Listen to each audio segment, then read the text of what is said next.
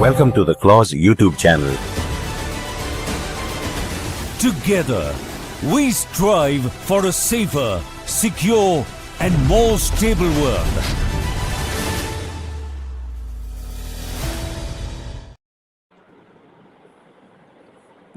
Hello and welcome to Strategic Frontline, Clause's YouTube channel.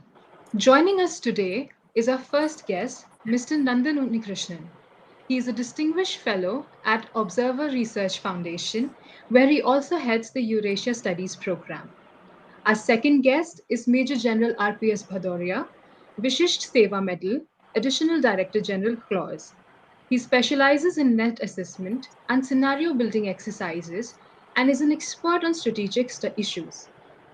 Our third speaker for today is Dr. Roshan Khanijo, Director Projects and Events. She is a nuclear expert and is the author of Complexities and Challenges of Nuclear India. In today's podcast, we will explore Russia's evolving strategy in a world that is more divided than ever.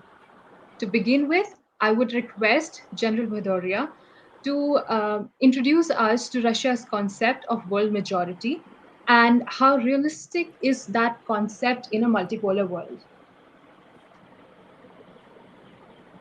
Right. Thank you, Ansuya. So I'll start by saying that there were terms like developing world, global south, the rest, they were already being discussed, right? Then what happened in 2022 was that there's a scholar by the name of Sergei Karaganov, Mr. Unnikrishnan probably would have met him and known him. Now he came up with this term of world majority. Now this was the first year of the Russia's special military operations, and he said that people who are not with the Western Bloc, I mean, they were about, he said there are 50 to 55 countries which are part of the US bloc in some manner or the other.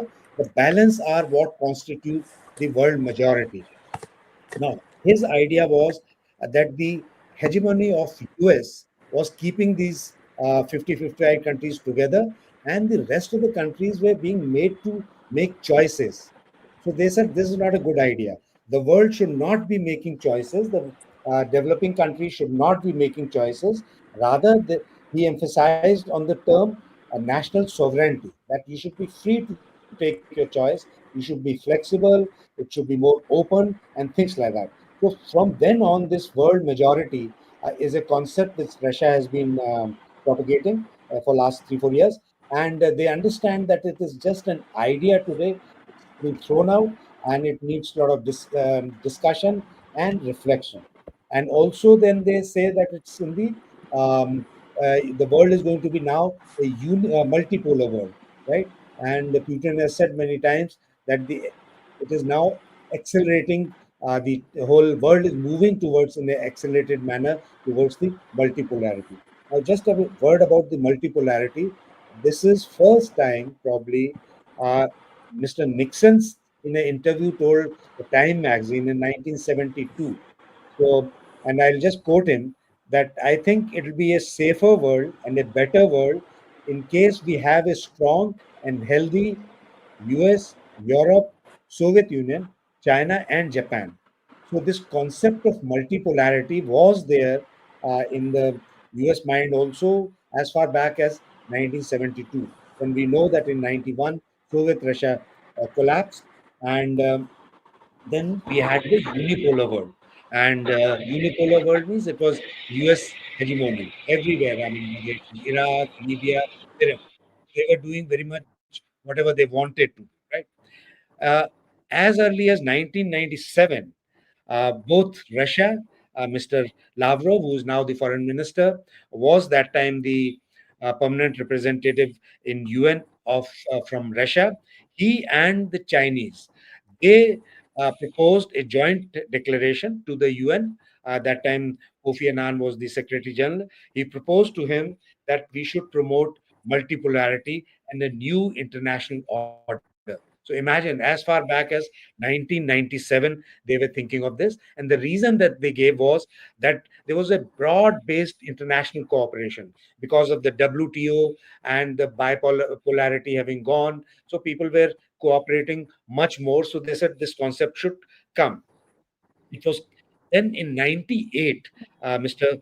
Premykov, he was the foreign minister of Russia. He visited India and he gave again reiterated this concept of multipolarity, and also giving a very interesting idea of RIC, that is Russia, India, China, and which ultimately became the heart of BRICS. So since then, the world has been thinking of a alternate to this unipolar world. And as early as or as late as 2023, even France has emphasized on the greater strategic autonomy. And then he has said, he's made a statement that EU should be exercising far more strategic autonomy than what they are doing now. And it should be EU, US, and China who should be who should come to the fore. Now, this particular concept of world majority or multipolarity or whatever we wish to call is now getting reflected increasingly in the way the blocks are coming, or the groupings are coming up. So BRICS, for example, BRICS reflects, the Russia feels that BRICS reflects this concept of world majority to a great extent. Now, this is also in 1923, 24, sorry, when they held the presidency of BRICS, they got almost about 35 countries to come to Kazan, where the meeting was being held. So that was, Russia was trying to say that they are not isolated. So that was one way of saying that they are not isolated. But BRICS, in some manner, is now reflecting this concept of global South, world majority, whatever you wish to call. The other reason is also because if we just compare the GDP, right, when there was a bipolar world, 88% of the GDP of the world was concentrated between Warsaw and NATO countries. Right today, China and US together hold only about 45% of the GDP. Balance of it is with the rest of the world. So all the countries also got increasing heft, and now they also should be factored in the world order. And in some manner, like I said, it started happening. We can see it in BRICS, we can see it in SCO, African Unity, Organization for African Unity. So this is the direction in which things are moving, and Russia is wanting to be at the forefront of this change. So I'll stop here and then we can discuss further. Mr. Krishnan, if you would like to add something. Well, I think the general has summed it up pretty well. I'll just give you a few bits of anecdotal, as it were, evidence about this term of world majority. One is, I think even Karaganov at some points has acknowledged that the term originally was used by a colleague of his, a very close colleague of his, Fyodor Lukyanov.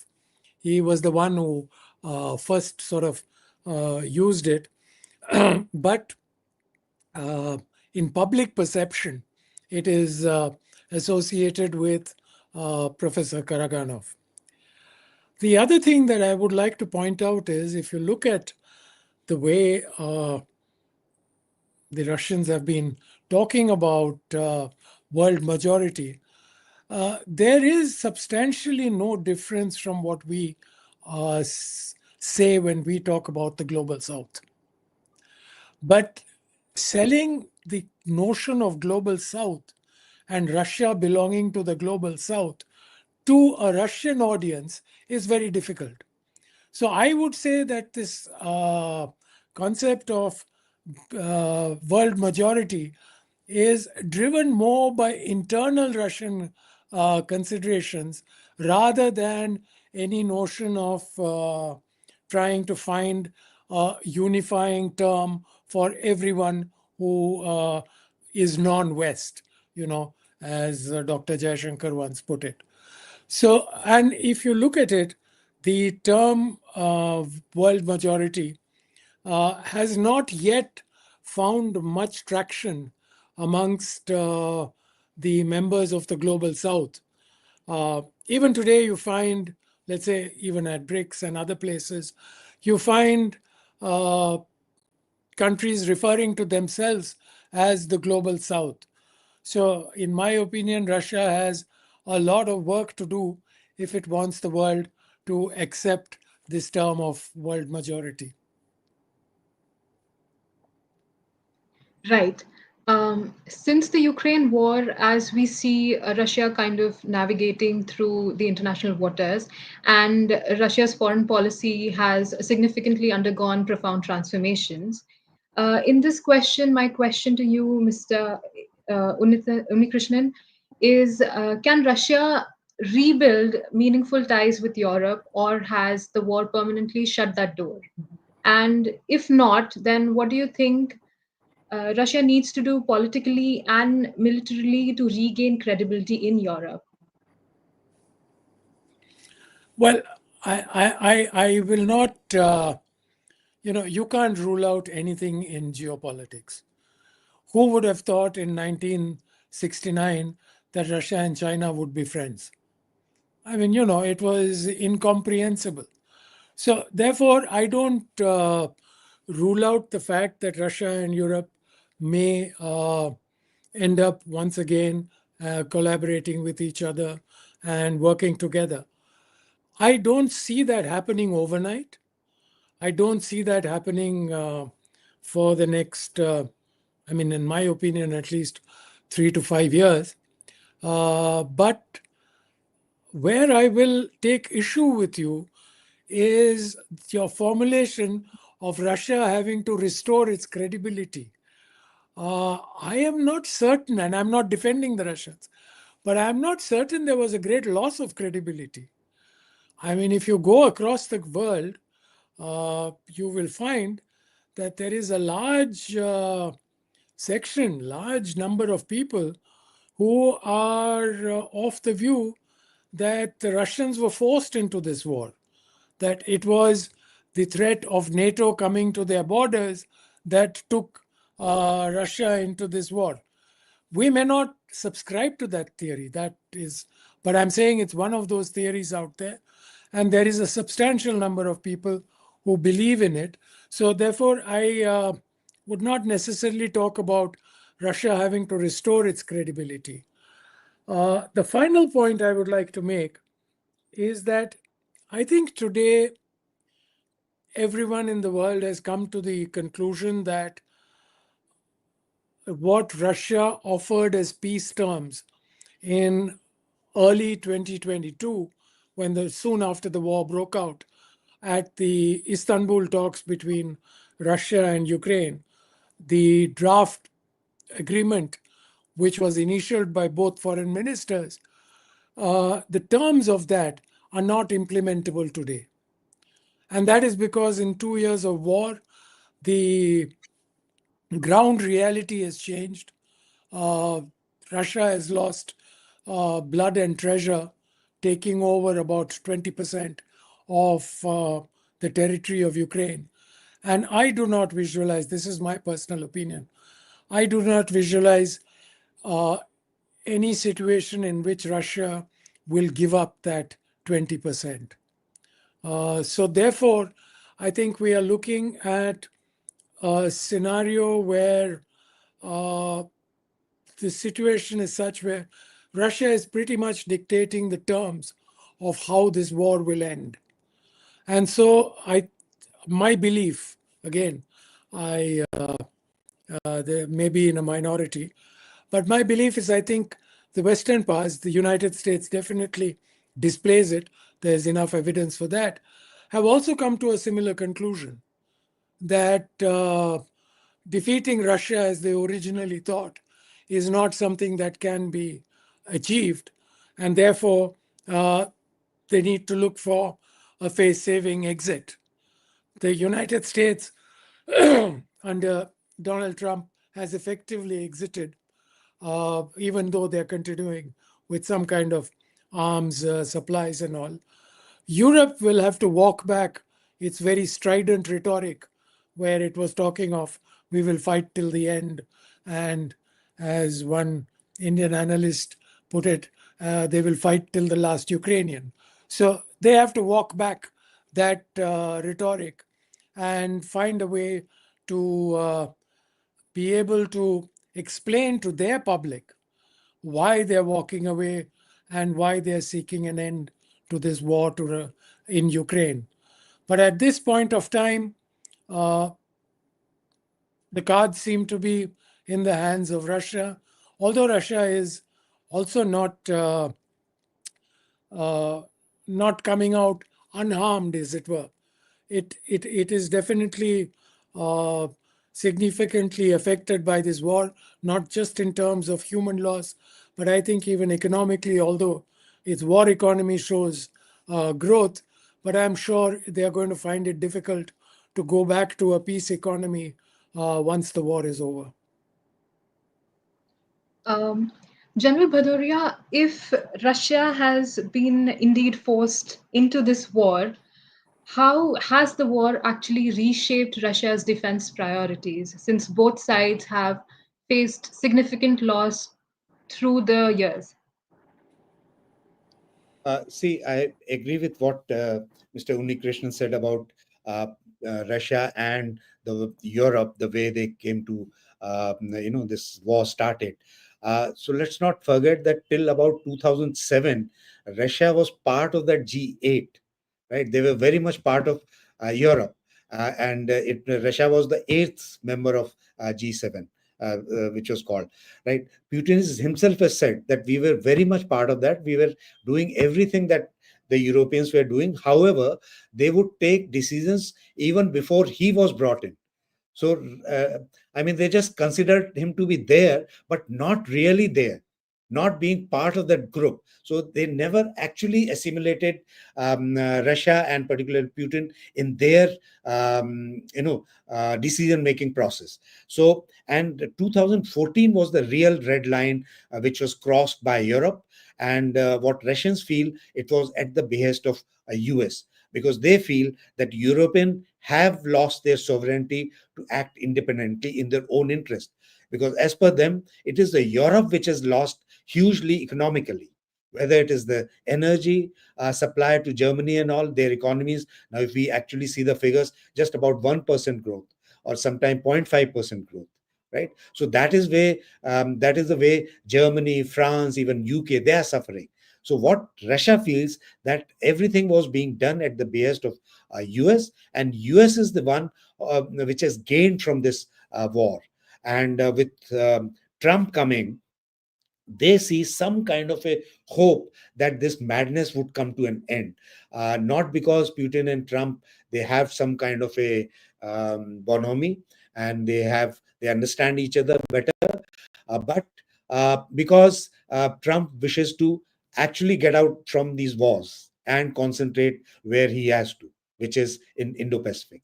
And Russians feel we also feel that's the right strategy. We have always wanted Europe not to be involved with Russia, because then we will be made to take choices, which is not something very good for us. Right now, as far as the military strategy is concerned, like Mr. Uni Krishnan said, they thought it'll be a very short war, 15-20 days war, and they would roll over, get whatever they actually wanted to, because Russians actually didn't want the NATO missiles and everything to be deployed on their doorstep, which would have happened. Right, imagine in Delhi, in case something is deployed in Lahore, and we'll be so uncomfortable, or China deploys something very close to our LAC, we'll be very, very uncomfortable. So that was the feeling Russia was getting. So they thought that they'll be able to achieve their military operations. That's why it is called as special military operations, not a war. Right. However, the Russian army probably was still in that era of Soviet Russia. Their tactics, their strategies, the way they fought, their equipment, everything was of that era. But I must give it to the credit of Russians and their leadership, military leadership, that they innovated on the battlefield very quickly, and they got their act together. They carried out organizational changes. Like earlier, they were dependent on brigades. There was no concept of division and corps the way we had. So therefore, the army was directly controlling brigade, which they thought is not a good idea in case we are fighting a war the way they were fighting. So they brought in the concept of divisions. All this happened in last 3 years. right? Then the role of unmanned autonomous systems like drones. Now today they are producing almost 10,000 drones every month, and we just saw in last 2 3 days they used almost 550 60 drones in one go against Ukraine. And this they did a week back also. So those are the kind of activities they are doing. So then other thing is, like, this should interest our Indian audience. Um, they have brought in the concept of, not they had the concept of contract soldiers, but now the percentages have gone up. It's almost 60% now, 65%. Imagine when we had Agniveer, the whole nation was, like something radical has been done and it's not good for the army, things like that. Here is a country which is fighting a war for last 3 years, and they have this concept of contract soldiers. So like that, so I think we also need to see what's happening there, draw few lessons, and maybe wherever required, implement them. So I'll stop here, Ansuya. Um, Thank you so much. Uh, Throughout the course of the war, there has been on and off discussions about Russia's nuclear policy. Dr. Roshan, how do you think the nuclear discussions have framed or impacted the narrative surrounding the Russia-Ukraine conflict? Thank you, Anusuya. And at the outset, I would first like to say that Russians have tremendous resilience. History has shown us that they will fight till the end. So there is no doubt about it. As far as the nuclear issue is concerned, the Russians understand the significance of nuclear weapons very, very much. They were, in fact, the second country. I think US did it in 1945, and the Russian did the nuclear explosion in 1949. So from 45 US and 49 Russia.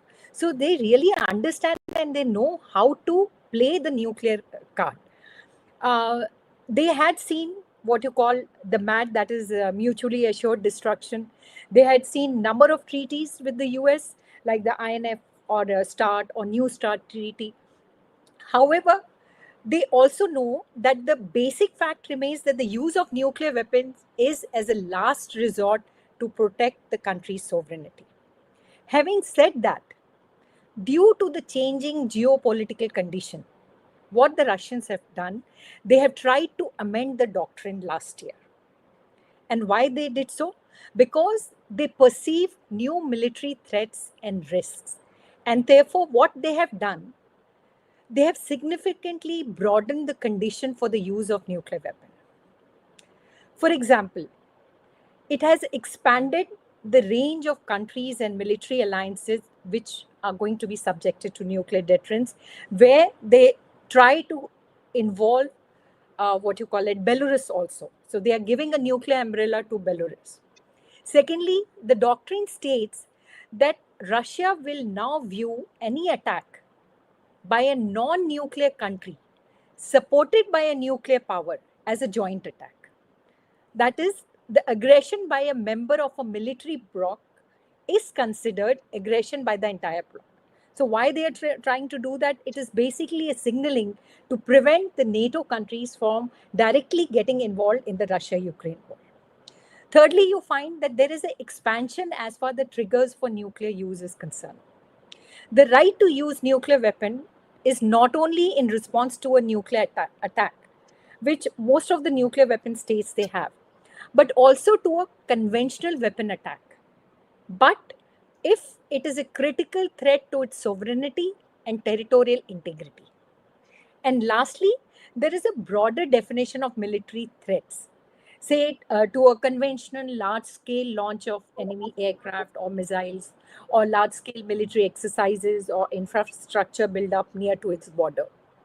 So all this, if you see, it is a smart way of signaling basically to the European countries and to the Americans to not get directly involved in the conflict.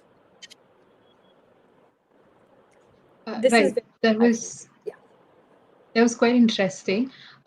We will now move on to another conflict that happened very recently, and kind of brought in the nuclear question again in front of the world.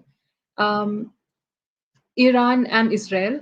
So we see that Moscow has also improved its relations with the non-Western world. And during the recent escalation of tensions between Iran and Israel, Russia's stance was really talked about and focused on. In that context, Mr. Unnikrishnan, I have two questions. First, how has the Russia Iran military partnership evolved since the Ukraine war? And second, how does Russia's position on Israel reflect on its broader shift towards the Middle Eastern strategy? Thank you. First, Russia's relationship with Iran, particularly after 2022, the start of the war, initially at least, Russia was importing drones, particularly drones, from Iran. They were using the Iranian drone models to set up their own production lines and all. But as of today, I think General Bhaduria had pointed out, Russians are producing a huge number of drones themselves and are, an old word, self-sufficient in this particular sector. It is interesting that Russia and Iran signed a treaty on the 17th of January this year. And many expected that because the treaty was signed when Israel started bombing Iran, many thought that Russia would also get engaged in military activity. However, while the treaty is called a strategic treaty, the point is at the Iranian request, there was no specific military clause in it. That is point number one. Point number two, even if, it is not only the lack of the clause, but Russia does not want to be taking sides in the complex politics of the Middle East, of West Asia, because Russia has considerable interests in Israel also. More than 3 to 4 million Jews are Russian-speaking Jews.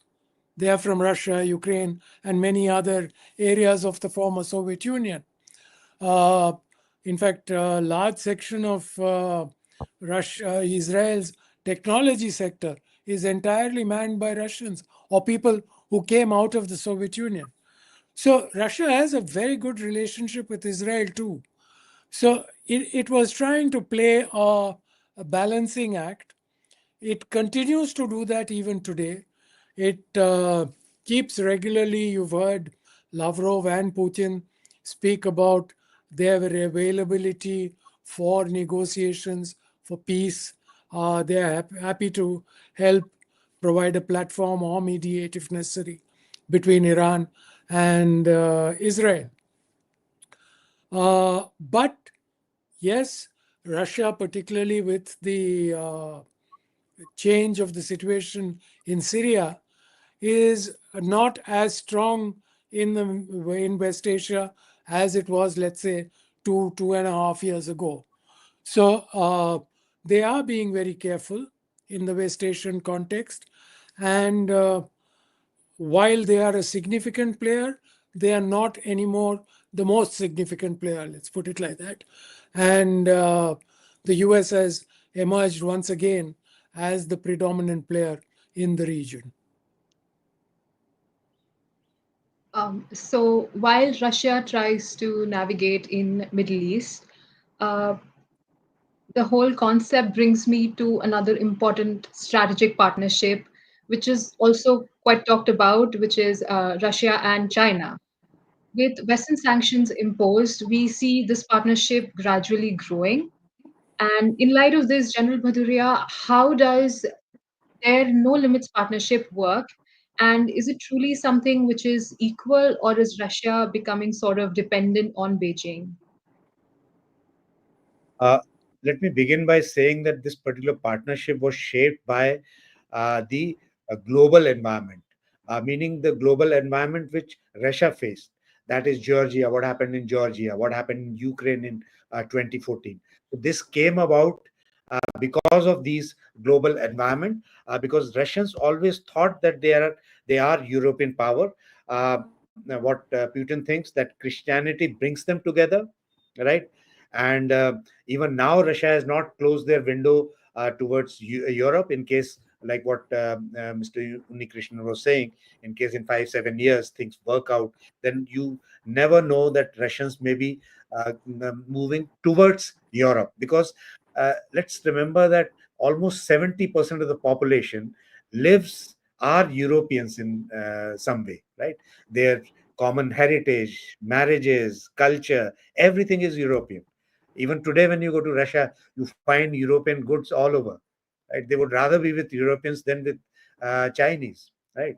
So, and it may not be out of place to say that Russia is actually not very comfortable with China, and they are there because of the global environment and compulsions. However, having said that, today this partnership is now graduated to every field that is possible, right?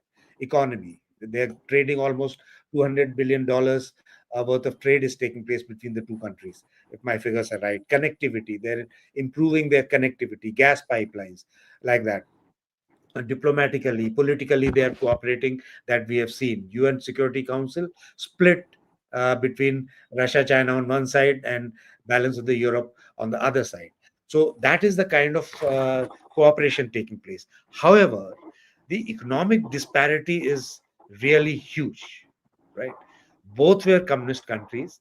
In one country, communism just collapsed, and there are hardly any communist country, Russia. Their economy is also not doing well. In other country, the Communist Party of China is very strong. They are becoming stronger by the day, and economy is also doing great, right? So there is some kind of a study in contrast, and we have to keep that in mind. Then CNPs are far, you know, the disparity is too much, except for the nuclear weapons, where Russia, of course, scores. They have got thousands of nuclear weapons, as against about 300-400, or maybe 500-600 what China has. So, and Russians have been superpower. They think like superpower. They want to behave like superpower, right? So to accept number two position becomes very difficult, even in our normal lives. If you have been somewhere and to then get downgraded to somebody's deputy or something is very difficult to, this thing. So is with the nations.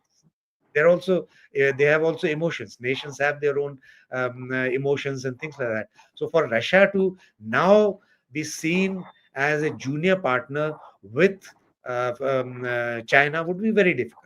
However, the fact of the matter is that there is plenty of disparity. I see Mr. Unikrishnan nodding to it. Do you also agree to General Bhaduria that Russia is becoming a junior power, or is there like a difference in views? No, I agree with a lot with what he said, but I particularly agree with the latter part of what he said. You know, Russia is a civilization of its own. Russia has been a superpower. It understands geopolitics like probably, barring the United States, no other power. In that sense, China has still to learn a lot. It doesn't have that kind of institutional memory. So Russia is unlikely to play second fiddle to anybody. The second thing is more of a polemical question. You know, they walked away from a junior partnership with the West because they didn't want to be a junior partner. Why would they then walk away and try and become a junior partner of China? Particularly a China with which they don't have a very healthy relationship. You know, there are lots of areas of discomfort that the Russians have with China. And let me give you one example. India. Russia supplies us arms, knowing full well that one of the people we are going to use them against are the Chinese armed forces. But yet they continue to supply. So, you know, it's difficult. We should not be the people telling the world that Russia is a junior partner to China, at least as long as this relationship continues. If there is a change in it, it's a different matter. Let me give you a more recent example. We have probably the finest result of joint collaborations India has had with anybody is the BrahMos missile. We have supplied the BrahMos to Philippines. We could not have supplied it without Russian acceptance. The Philippines are not going to use it against America. We all know who the Philippines are protecting themselves from. So here is once more an example. The Chinese also know that. But here is an example of what the Russians are acquiescing to. Now, you cannot say that therefore they are, I mean, that in itself would destroy the argument that they are a junior partner. But yes, and there again, I agree with General Badoria. The global situation as perceived from Moscow, the way they see it, leaves them at this point of time very little avenue but to cooperate both politically and economically with China. And then these disparities that General Badoria spoke about, the phenomenal disparities between the two countries, particularly the economic disparities, they could come into play. But as of today, I don't think we can even consider Russia to be a junior partner of China. Those are some really interesting arguments from both of you. Moving on from bilateral to multilateral relations, with the recent G7 summit revealing signs of fragmentation, questions are emerging about whether Western support to Ukraine is plateauing. Dr. Roshan, do you see this happening? And if you uh, can maybe draw out a comparison between G7 and BRICS, is that even possible? Before answering your question, I would like to point out to you two things. Firstly, I agree with Mr. Unnikrishnan that Russia-China relationship is very complex. They have their own complexities, and had the Americans not pushed them towards the Chinese, I don't think they are very happy being a partner with China, because they have no option. Economically, they need to have someone to rely on. So that is why they are pushed towards their bloc. Secondly, you were discussing earlier about the Iran Russia relationship. Let me also tell you a fact that Iran has a nuclear power plant known as the Bushehr nuclear power plant, which is being supported by the Russians. And during the Iran Israel conflict, Russians had threatened that you better not attack to that nuclear power plant. So this is as far as the previous discussions were concerned. Now coming to your questions of BRICS and G7, I think they are very different, because if you see, when you talk about G7, it was formed, it had the most, at a time when the nations which joined G7, it had most advanced economies, or they were very high income countries with mature markets, strong innovations, and high per capita GDP, and having liberal democracies. Those were considered to be the core values. Whereas when BRICS came, as Jan Baduria also pointed out, Russia, the main thing we were talking about in the previous discussions about the multipolarity. Now, if you see the core, here also we find that BRICS multipolar or the multipolarity is a major objective. And it started with 5 countries. Now Egypt, Ethiopia, Iran, UAE, and Indonesia have joined it. And there are a lot of other nations which want to join it. And why they want to join it? Because it's an emerging market with rapid growth potential. It was the growing economies of the world. For example, if we see, now the BRICS have surpassed G7 in terms of GDP. That is PPP, that is the purchasing power parity. It is now 35%. You have China and India, which has a faster economic growth rate. For example, the average growth rate for BRICS is 3.6% compared to G7, which is 1%. BRICS have also formed the new developmental bank, that is the NDB. Demographically, if you try to see, it has a much larger area in terms of population. It has 45% of the world population considering. And if we compare it with G7, it's just the 10%.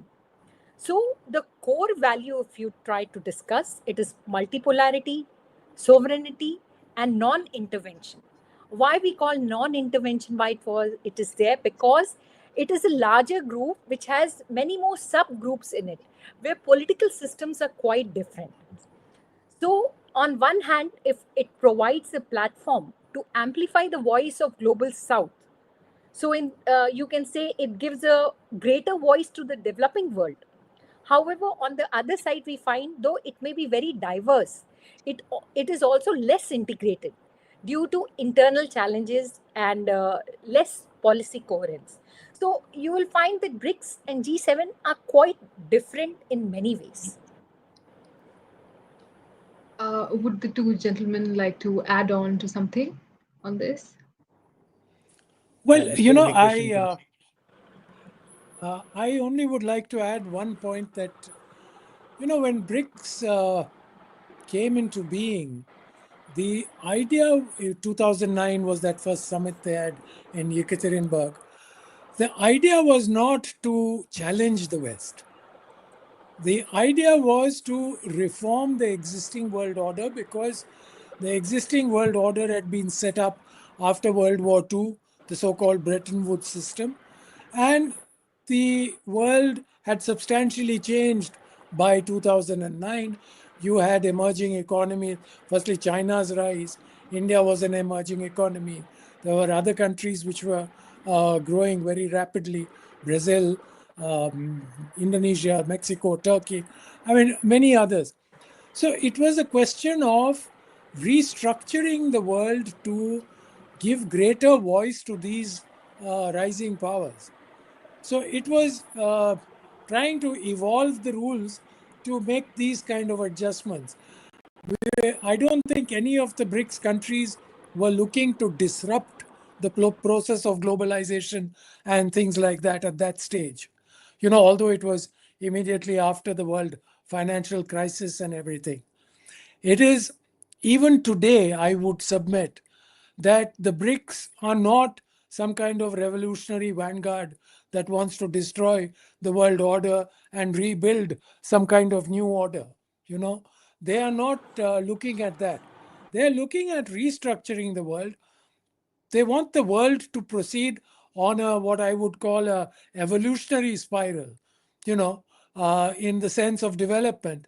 So reflect the changes that have occurred in the world since World War II, and that greater voice should be given to these countries, not only on economic issues, in World Bank and IMF, but also at the geopolitical level in restructuring the need for restructuring the United Nations system, including the Security Council, giving greater representation to countries like India, Brazil, and others. And therefore, I think BRICS in that sense is still in the vanguard of voicing the concerns with the existing world order of the global South. So that continues. I don't think BRICS is looking at disrupting the world order or, some radical change of destruction. General Bhaduria, as Yeah. BRICS kind of tries to restructure the order, do you feel that BRICS can bring a viable alternative to the financial and trade systems which are currently led by the G7? Right, I agree with Mr. Unikrishnan when he says that BRICS do not want to destroy whatever is existing. In fact, if you see, the people who are destroying are the ones who created this. Right now, you look at the economic sanctions, the way they are being used. They just don't impact, say, Russia or Iran. They impact every one of us.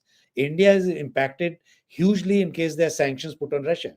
Right, our companies cannot do business. We could not buy oil, so we tried to find some of this thing. Now, this is one aspect which is bringing these countries together, because you cannot just bring be, bulldozing a way through, where the economy is not just the economy, is the livelihood of a lot of people is impacted, like in our country, right? Imagine in case we are not getting the oil, it would have been 120 per this thing per dollar, barrel per dollar. Imagine what impact it would have had on our economy. So therefore, we had no other option. This is what the West has to understand. And if they continue with this kind of things, the traction would obviously be there for BRICS and whole lot of other countries to join this, right? And this is one concern which I would say, the alternate to the dysfunctional dollar payment system, because that is becoming dysfunctional, is what is worrying US mainly. That's why you hear Trump every now and then saying, I'll put 500% sanctions, I'll put 10%, 20%, all kinds of figures, because he's worried, right? So that is what they need to get their act together. So they should not be the disruptors, right? And in fact, they are. The West is in some way disruptors. Yesterday, we were having a discussion, and there was a very good thought which was said by one professor from JNU. He said the person who creates things are the ones who destroy it. And it was a lady professor. She gave the example of Shiva. He's the creator and he's a destroyer. So US and all created this system, and they are the ones who are now ending up destroying it, right? So this is where I'll stop. Mr. Unikrishnan, do you want to add on to something?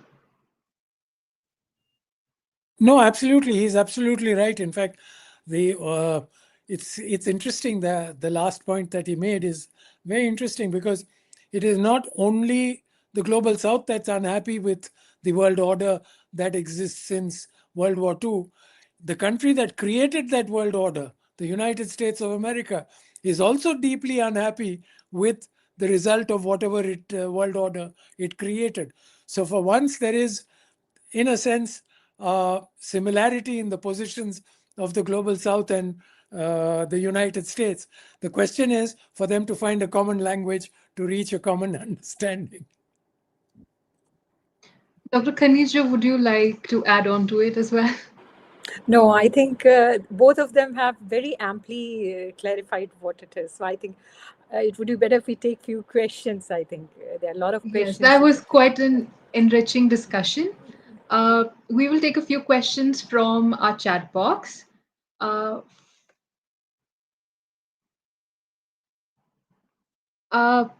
first question is, this to and fro has been going on for centuries. One or the other of them needs an enemy, even if assumed. The present enemies of the West are primarily Bharat and Russia. Your views? I think General Bhaduria can start, and I then we love can follow up. Mr. This thing, because he understands Russia and Europe very well. Right. Thank you for that. Well, one is, I definitely agree that the present enemy of the West is Russia. I would add China to that list. I definitely would exclude India from that list. We are definitely not enemies. If anything, we are the closest approximation of friends they have in the global South. So that is one. That the West requires an enemy, the focus on an enemy is probably true. I mean, I will not disagree with the questioner, but I would like to point out that that's true for most countries. Everyone, when you mobilize patriotism and nationalism, it's always against the other. It's very rarely without that. So it's not a crime that I would uphold against the West alone. There are many others who suffer from that same disease.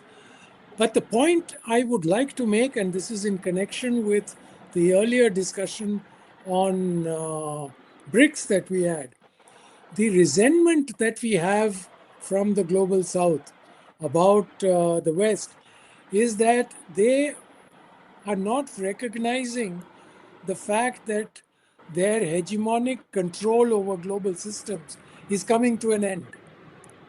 and that this is reflected in the rise of so many countries like China, India, Indonesia, Turkey, Mexico, and several others. And they are resorting to, as General Badoria pointed out, to sanctions and tariffs and all kinds of things like that, which are harming the global south primarily to restore their hegemony or their dominance. So this problem is going to be a significant issue for many in the global south, because India has always stood on an independent path, and India will probably not compromise. But there are many smaller nations which may not have the same resilience as India and some other countries have, and may be more dependent on their relationship with the West, and therefore will not be able to withstand pressure. So it is important that we find, instead of making enemy camps, that we try and find a via media that brings us all to the recognition. And I will end on a philosophical note that, this is one earth. We all live on it. There's no point trying to fight over it, because there is no other place to escape to. We don't have the technologies yet that can take us to the moon or some other planet. So we have to live on this earth, and it's better to live without killing each other. Very rightly said. Dr. Roshan, do you want to add on? Yeah, I think what Mr. Unikrishnan said is quite right. I don't think West, we are enemies or this thing of the West or so for. I don't think so. That is a wrong notion which is coming up. If you see EU, we have a very good relationship with EU. And I think we are one of the countries who who are friendly with most of the countries, and that is not easy to do. So I don't subscribe to that argument that we are also the enemy. That's what my point is. Can I just come in, Ansuya? Yes, yes, yes, Right? sure. This is something interesting I just wanted to share with you all.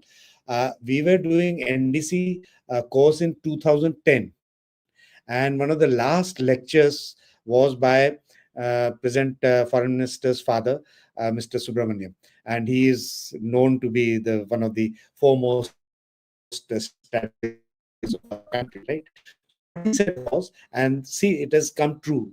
That was in 2010. That going forward, another 15, 20 years, the three largest economies or three biggest countries would be US, China, and India. India for sure would be third, and between the two of them, one of them would be the largest. So India will have to, you have to be with somebody. So with whom would you be? Obviously it'll be a country with whom you share values, with whom your diaspora is comfortable, with whom you have other engagement and things like that. So the answer is very, very obvious, right? So therefore, whatever be the, I read in social media and other places that US is trying to put our national interests are converging with US 100%. Right, we need technology, we need to develop our military modernization will take place only in case we get technology from the US. It was from Russia, but today Russia is unable to supply that technology and in the numbers that we require. So therefore, for times to come, our exports have to be to Europe and Russia, to US. So how can we not be friends with people with whom we have such convergence of interests? Right. Next question is, given Russia's reducing dependency on Iranian drones, will that alter their military cooperation? Also, why is Russia not giving Iran S400 even at the time of such heightened tensions? Well, if you will permit me to take those. Yeah, yeah, sure. One is, I don't think there is a dependency of Russia on Iranian drones. Russia today is probably the world's largest producer of drones. Yes, a lot of those components are Chinese probably, but still, Russia is producing drones, and I don't think they're importing drones anymore. The second on why is Russia not giving Iran S400? Well, Russia is in a war and locked in using those S400s. If they had to give an S400, there are two that they owe India. They would have to meet that requirement first. So it's just that they don't have spare S400s going around.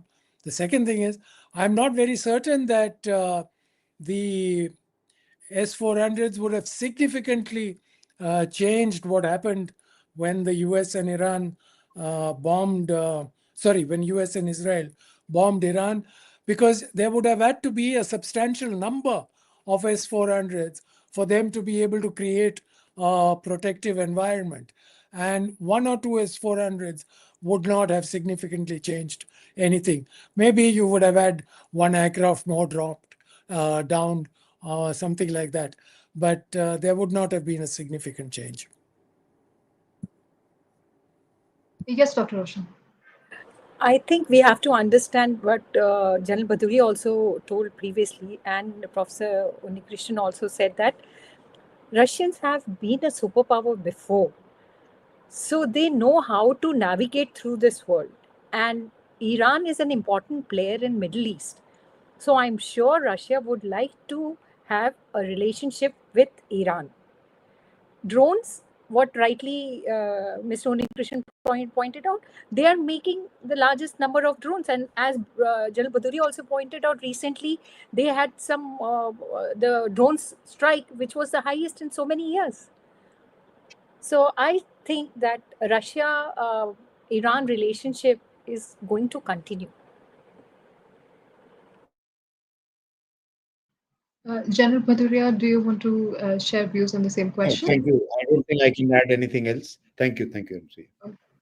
Our next question is there any benefit for India in a Russia-India-Iran cooperation? Maybe Mr. Unikrishnan can start and then the others can follow again. Well, the most, upfront, stark project that I see is the North-South corridor. The North-South transport corridor has several benefits. One is it avoids the bottleneck of Suez. It reduces the journey of goods from, let's say, India or Southeast Asia to Europe by almost 10, 12 days. So there are significant advantages. One of the reasons why it's not commercialized is that Iran is a very heavily sanctioned country for many years, and therefore investment to improve the transportation communications within Iran are difficult. And Iran also does not have the easiest of, let's say, customs rules that creates other impediments. But that is the stark project that I see of Russia, India, Iran cooperation. Then, of course, we have the Chabahar port, which we are operating and we would like to use as a hub for our communications into not only Russia and Europe, but also into Central Asia. So that is another advantage that we have in terms of our cooperation with Iran. Thirdly, and this is more at a geopolitical level, see, you can't in the Middle East, yes, Iran has been bombed and is maybe substantially weaker, but at the same time, Iran remains an important player in West Asian politics. And if anyone wants to have influence in that region, it will have to be a country that has a relationship with Iran as well as with other countries in the region like Israel, Saudi Arabia, UAE, and others. So you'll need a good relationship with Iran. And in that context, Iran is also a member of BRICS now. So you have, several, they are also in the SCO. So India is in several formats where the West is not present, but Iran and India are there together. So therefore, the need for cooperation between Russia, India, and Iran in these formats also becomes self-evident. General Bhaduria? Yeah, and so I just want to draw the attention of our audience to the geography, right? Whatever Mr. Unnikrishnan has said is absolutely right, but I just want to add this the aspect of geography. Now, Russia shares a huge boundary with China. So does India, right? So, and our near abroad and their near abroad are almost same. So, shouldn't we be friends? Aren't there benefits in this? Obviously, there are benefits, right? Look at Iran, similar geography, right? And Chanakya was very smart to say that neighbor's neighbor are should be our friends.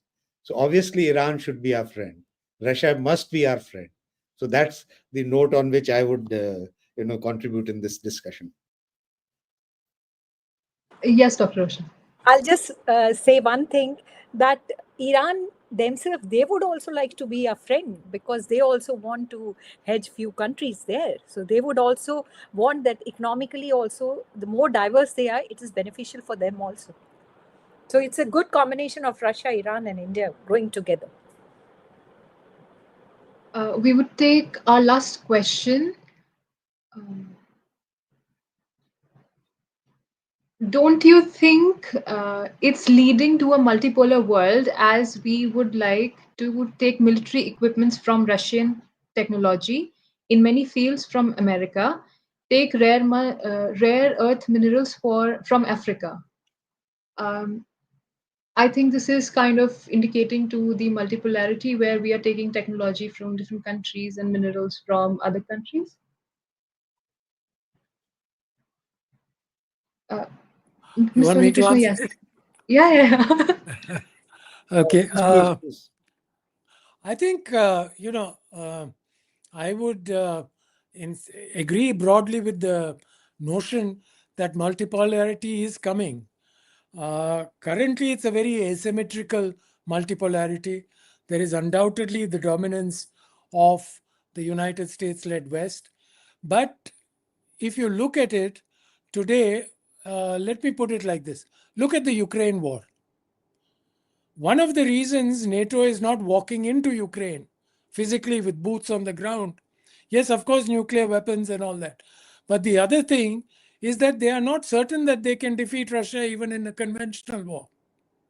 There is not that certainty. They probably are superior, they probably are more powerful, but they're not absolutely certain of victory. Now, that in itself indicates that there is a substantial shift in military power across the globe. Now, therefore, and in economic power, of course, already figures were pointed out about BRICS and the emergence of other countries. So I would say that the multipolar world is uh, evolving. We are in that transition period, moving away from the global hegemony of one country to a sort of multiplicity of powers interacting with each other. And we are all in the process of learning how to do this. There will be mistakes we'll all make. Even India, I'm sure, will make a few mistakes down that road. But eventually we are going to arrive at a multipolar world. The only word of caution I will put here is that that multipolar world is not likely to emerge in the next couple of decades. We are likely to see, for the next decade at least, the predominance of the United States. And the United States today is pursuing policies to try and extend that decade by at least a few more decades. So this struggle will keep going, and we have to learn from it how to navigate these troubled waters. General Bhaduria, would you like to add on to it? It's a very short comment on the military equipment from Russia, right?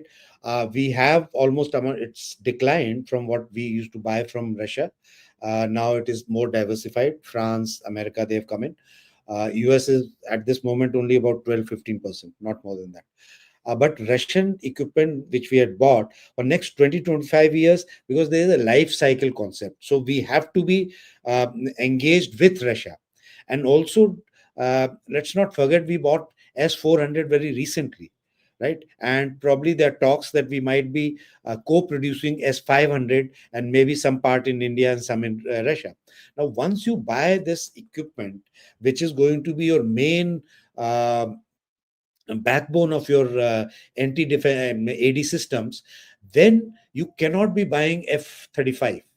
It technologically makes no sense. Nobody is going to give you also. Right. The moment we bought S400, question of buying F-35 was not there. Right. Americans are not going to give. So obviously we will then be collaborating with Russia for our, say, sixth generation. Right. There's a talks, and probably it might fructify also. BrahMos, what Mr. Unnikrishnan said, right? BrahMos is a wonderful example of collaboration, right? We are now going to take it to the next level, that is hypersonics BrahMos, right? So like this, we are actually going to be moving in a space which is going to be far more as per the need of the modern warfare. And but disengagement, I do not see, at least till foreseeable future. Dr. Yes, Roshan, go please. ahead.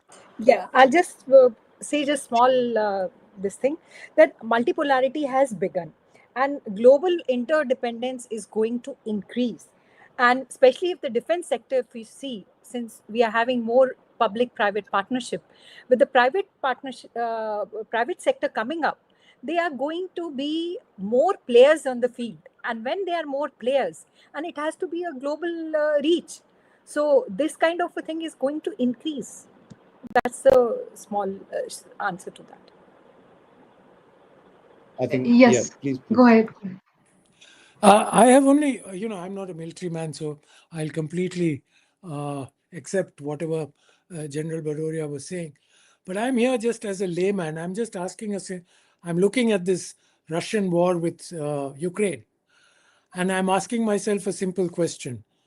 For the last 2 years, this war Ukraine has fought with Western weaponries, frontline weaponry, whatever they have, right? Maybe they have not got F-35 aircraft, but otherwise in terms of Patriot missiles and F-16s and stuff like that. And they've still not been able to, and Ukrainians incidentally are amongst the best soldiers in the world. They proved this in World War II. Even in the Soviet army, all the training sergeants were primarily from Ukraine because they were such good soldiers.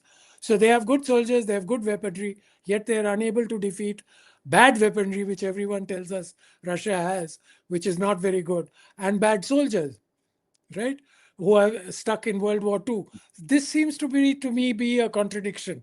And as intelligent Indians, I think we should make our own evaluations. True, absolutely true. So with this, we come to the end of today's discussion.